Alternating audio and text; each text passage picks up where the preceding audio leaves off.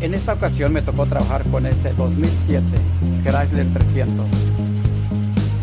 Este auto viene equipado con un motor muy potente que es el Hemi. El puntuaje es 5.7. ¿Por qué me trajeron este carro? Porque trae una falla en el motor, un misfire. ¿Pero qué significa un misfire? Significa que una de las bujías, de las bobinas o más quizás, inyectores, no está trabajando adecuadamente. ¿Cómo podemos encontrar esta falla? Haciendo un diagnóstico con el escáner.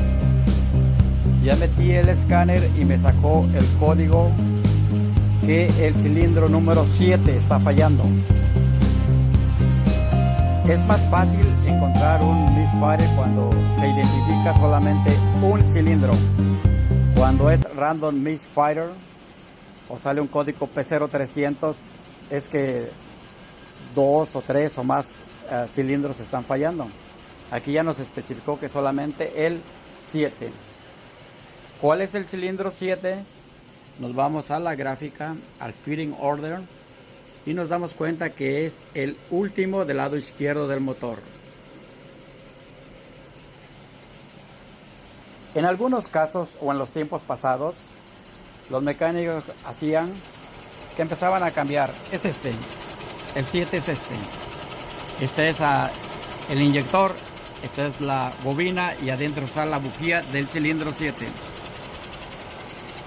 Como les decía, en los tiempos antiguos lo que hacían los mecánicos era cambiar las bobinas, o cambiar las bujías, o cambiar los inyectores, o cambiarlos de lugar para ver si el fallo se le pasaba al otro cilindro. Pero aquí, como tenemos un escáner actualizado, el AutoFix D1 Lite, simplemente nos vamos a datos en vivo, checamos cada uno de los cilindros, vemos los valores, los voltajes, las señales de las bobinas, de los inyectores, y aquí encontramos que el inyector número 7 no está teniendo la señal que necesitamos para que trabaje correctamente. ¿Y de dónde proviene esta señal? Pues de la Engine Control Module, o la computadora del motor, que viene localizada de este lado. Así que para solucionar este problema lo que tenemos que hacer es cambiar la computadora del motor y reprogramar.